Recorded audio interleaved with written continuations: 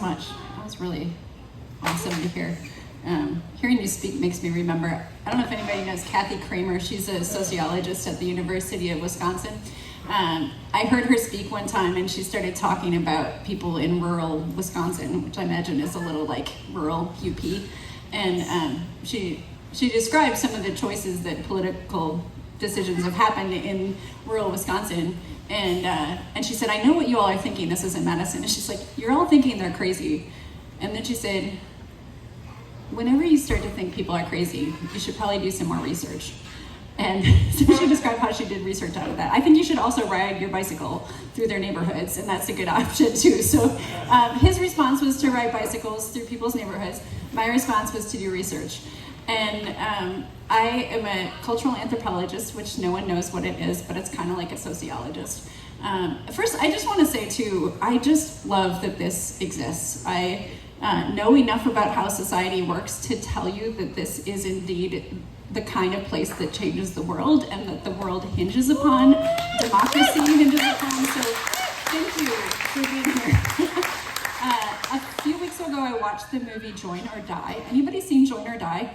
No. Oh my goodness. Okay, so if you take nothing else away from this entire night, please go get a group of friends and watch the movie Join or Die. It's about Robert Putnam's research on why we need community organizations like this, and it's beautiful. Join or Die. I think it's on Netflix. Okay, so I was watching that and I was like, oh my goodness, I love little organizations. And then I got called from Matt saying I was invited to speak here, which was great. I also, around that time, got invited to speak at a Rotary Club, which if you haven't been, are awesome too. And so I was speaking at this Rotary Club, and people of all ages. Like, I thought Rotary Clubs were maybe like dying out. There were indeed people in their 80s, but also people in like their 20s. And I was introduced to this man. I think his name was George. We'll call him George. And I was told he's 84 years old and can't really hear a lot, so just speak really close to the mic and really loud. And I'm in the middle of my talk, and I had slides, and I had a picture of George Floyd that was showing in the middle of my talk. And George leans over to the woman next to him, and he's like, I know that. That was on the internet. And I was like, yes, George. That guy was on the internet. And I'm glad you know that. And I'm glad you remember that. Because what I want to actually talk about is the fact that we know that, and yet I don't know if we remember that. So 2020, all these social activists getting fired up. And what I want to talk about today, if I had a title for this talk, I would call it How to Be a Social Activist for the Long Haul. I recently read a survey by the Pew Research Center. They found that 72% of Americans now look back at what has happened since 2020, George Floyd's death, and believe that the response since has not led to Black Americans having better lives. 72%. So that's including some conservatives and some liberals, all agreeing on one thing: things didn't get better. 69% of Black Americans say that still more attention needs to be given to racial justice in this country. So it's not like that 72% is because we got it all fixed. No, we don't. So I have thought about this a lot, and even before George Floyd's death, I have had the good fortune of being around a lot of people who are social activists and have been for decades. And I teach at a predominantly white Christian evangelical identifying Protestant institution. And every semester I teach classes about race. And I've been doing this for 10 years now. And about 5 years ago, I was like, I don't know if this makes any difference at all. Like, I really don't. And so I was like, well, do research on that. That's what I do. And so it was 2019, I devised this research project to understand how do people become committed to racial justice for the long haul. So what I did, the first puzzle was like, okay, how do I decide who's committed for the long haul? And I thought, as a white person, I don't think I'm actually the best judge of that. And so I asked people of color to talk about what they wanted out of racial justice, and then I had them identify people that they knew who were white, who'd been doing this for decades or more. Because it's one thing to be committed to racial justice when you're a person of color. It's obviously less likely when you're white. It's also even less likely if you are Christian. So I'm Christian and white, in case you can't tell. A survey came out in 2020 saying that 18% of white people said that they were very committed to racial justice. 18%. Half as many white Christians, 9% of white Christians said that they were very committed to racial justice. So I think I'm in that camp. And I wanted to understand what's going on with that 9%. How do they do that? Because the odds are not good that they will be. And so I narrowed the study down specifically to Christians. And so I want to tell you what I've been learning from that research. It's now coming out as a book called Racial Justice for the Long Haul. You can order it on Amazon, look it up. But it's not out yet, so you guys got a sneak preview of what is in that book. And I want to tell you practical things. So I'm going to call this 2.5 things you can do to become a social activist for the long haul. 2.5. I'll tell you the half first. Okay. So these are the 3 things that I heard over and over again people talking about in their life. I would have people, when I did an interview with white people, I would say, can you fill in the sentence, I would not be committed to racial justice today if not for blank. And I'd say, tell me stories. What stories go in that blank? Just, if you pause for a second, I think it's kind of fun to think, like, what stories are you in your life you would not be committed to justice if not for blank? So I took all these stories and I just analyzed them and looked at, like, what are the patterns? I talked to 75 people, and they fit into kind of 3 categories. So I'll tell you those 3 categories, and there's things you can do with each one of them. So the first one is the half. Here's the first one. People committed to racial justice for the long haul have had what I call a collision. A collision is a moment where your imagination of how reality works is crashed into by actual reality so hard that you can't go on with life as it is. I have heard many stories like this. Today, I want to just tell you some of my own stories, which are not forefronted in the book because it's a research book. They're in the appendix.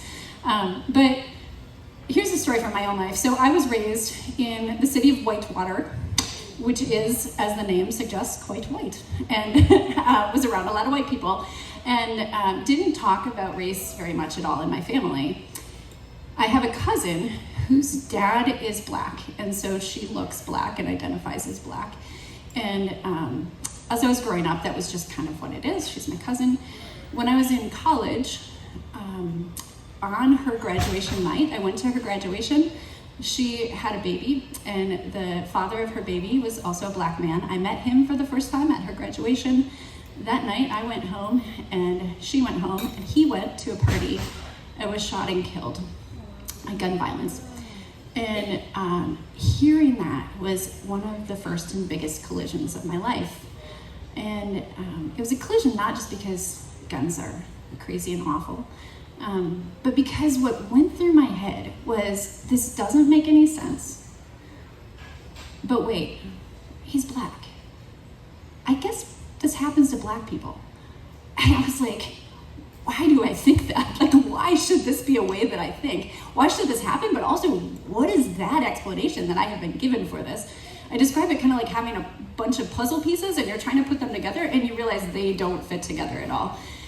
So that's a collision. Now, the reason I say it's a half is because you can't really manufacture a collision, and you probably don't want to.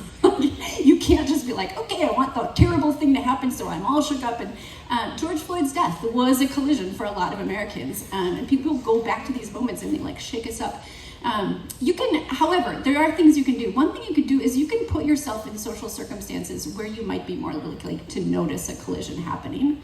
And another thing you can do is just reflect on the collision moments that you've already had in your life. So I could have walked away from that time and been like, oh my goodness, that was terrible. Moving on, let me get a good job and move on with my life. But you can reflect on a collision moment and keep it there, okay? And what you can also do with it then is the second thing, and that is ask why questions. I was talking to a woman one time who was in an interview, and she was talking about a period of her life when she was kind of in her 20s, and she had joined this intentional urban community that was working on justice issues, and she was like, I was just asking a lot of why. And I love that phrase, asking a lot of why. And that's what happened for me after this collision. I was fortunately at the University of Wisconsin, where I could take classes on race and justice and capitalism and understand, why does this happen? And we are given reasons why horrible things happen in this world, but often they're not the full answer or not even the right answer. And so asking lots of why questions, that's the second thing. Now here's the thing, and that's kind of what I do. I teach classes, so I answer people's why questions by studying society. The thing is, I really think a lot of education around social justice focuses on those two things. Let's look at the terrible thing that's in the news. Oh my goodness, it's so terrible. Have a big emotional reaction. And then learn about it and like read a movie or watch a movie and get a book club together. But what I see among my students over and over again is that there are some pieces those don't answer. And specifically what I think is missing there is hope. So like every single semester, I really think it's every semester, I have a student at some point in the semester, usually about 3/4 of the way through, and it's often like this. They'll come up to me after class and they'll say, Dr. Jeske, how do you still have hope? I had one last semester who said, how do you find beauty in the world? Because we study these things and they're terrible. Like there's a lot of bad news out there. I don't have to tell you that. And so part of what I started noticing in my research is like people had to figure out, how do you sustain hope for the long haul? And I want to tell you one of the key things that I think makes that happen. And there's a word for it that I use, which is grace. Now, grace is a word that is obviously at the center of Christianity. So I study Christians and they are comfortable talking about grace. When I started writing about grace, I was like, dude, I don't want to write about grace because then like people are going to just think it's like a Christian thing. I was really encouraged actually to find this book called Bright Shining by a woman named Julia Baird, and the subtitle of it is How Grace Changes Everything. And that whole book is about how like grace is not just a Christian thing, it's actually how the universe works and how society works.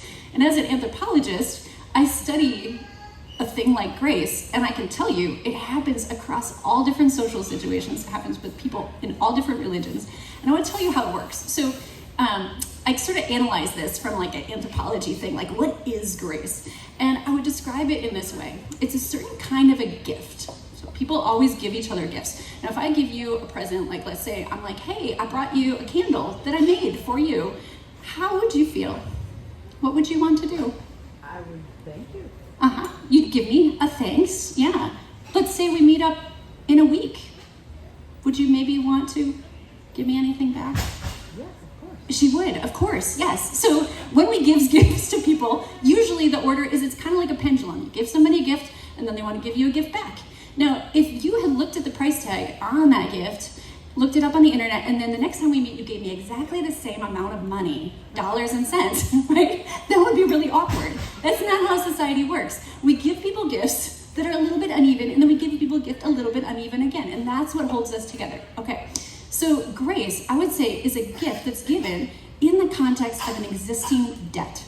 So it's like, I've given you a present, and you're like ready to give me something back, and I'm like, hey, I can't use something else again. And you're like, oh, that's awkward. Or like, maybe like you've accidentally like done something terrible to me, and I'm like, I'm gonna give you something good again too. So it's like there's already a debt, and you push that pendulum even further up. Now when you put this in the context of racial justice, or injustice, or any kind of injustice, what it looks like is there's people of privilege, people have history of like being on the bad side of history and being given something more. Now, this is controversial and tricky because I want to say what it's not is demanding that. What often gets done in the context of racial justice is people of privilege, let's just say white people in the context of racial injustice, already have these sort of like debts of like receiving history upon history of like land that my ancestors didn't deserve to have. And if I'm gonna be like, hey, people of color, would you just like forgive me and get over it? That's not grace. Because, okay, so grace is in the context of a debt, and it's not demanded. It has to be a free gift. And it sets people free who give it also. So I heard these stories from the side of people of color, and they would say, when I get to give that in freedom that's not demanded, that frees me too. So it's not demanded. Third thing is people read it as not just a single act, but a signal of the way that the universe works. So it gives people hope because they're like, oh, if this person could do that, then maybe we could live differently. Maybe like all of creation works that way. Like I don't deserve to have life. Maybe there's a God or a spirit or a something in the universe that's bigger than us. And the fourth thing is that it anticipates a response. It doesn't demand a response. And I think that's actually really important too, because you kind of can't really for the long haul keep going on something like racial injustice if what you're trying to do is make an economic transaction that will solve it all. Like, I wish we could. I wish you could put a price tag on 1 million people who were enslaved and just solve it, but you can't because there's no price tag for these things. And so what it does, it anticipates a response. It's like, okay, if you really understand what just happened, you want to participate. So again, I could tell you so many stories about this, but I will tell you one just from my own life. And here's how it's kind of played out for me. So often, like, here's the thing, like grace moments like this, they fuel our hope. And so back to the story of my family, my grandfather is a white man. When my aunt, who is white, married this black man, my cousin's father, my grandfather swore that they would never be allowed, the black uncle of mine, would never be allowed into his house. My grandfather didn't go to the wedding. I didn't know this. I just knew that I had never met this man, and they got divorced when I was pretty little, so I never met him. I found that out in college, so I had like a lot of processing to do of like, holy cow, my grandfather never let my black uncle into his house. As I was processing that I remembered a certain moment that now I feel like the word for it is grace. I didn't know that word at the time, but when I was between 7th and 8th grade, my parents got my grandfather tickets to a Brewer game for Father's Day. And so my immediate family, my grandparents, we all went to a Brewer game. And as we were walking into the stadium, my grandfather keeled over, face forward, and had a heart attack. And was laying there on the parking lot, and people are crying for help, and everything's chaos. And a man came over, and just a total stranger rolled my grandfather over and starts doing CPR. And my grandfather, I can picture his eyes were open, and he died. And presumably, I don't know at what point he lost consciousness, but presumably his last sight was this man doing CPR, trying to save his life. And that was a black man. And I think about that, and I mean, that man didn't know anything of my grandfather's story. It wasn't personal. He probably knew some other racist white old man. He didn't have to do that. And it didn't solve anything, right? Like, that doesn't solve racial justice right there, but it gives me a picture for how my life works. And it makes me like, my grandfather didn't live to be able to respond to that in any way. Couldn't pay it back, couldn't pay it forward, but I can. And the stories that people told of grace, I went back through interviews and I realized more than any moments in all of the interviews, the moments when people started to cry were when they told stories of grace. I think they touch us at a deep emotional level, and they spark reimagination for us. Now, you got to do stuff with that. So if I had much more time, I could tell you some of the things that people actually do out of those 3 sort of formative types of experiences. You can also read the book. You can sign up. I have a newsletter called Just Learning. If you go to christinejeske.com, you can sign up for it, and I'll be able to stay in touch with you there too. But I just want to just close by having us sort of imagine. I love that this theme of this is imagine, but imagine what it's like to have a world in which people have collisions and don't just walk away. People ask why questions and keep asking why and asking why. People notice grace around them, who give grace, who receive grace, and live by those principles and build a world actively out of that. So thank you for being a part of that.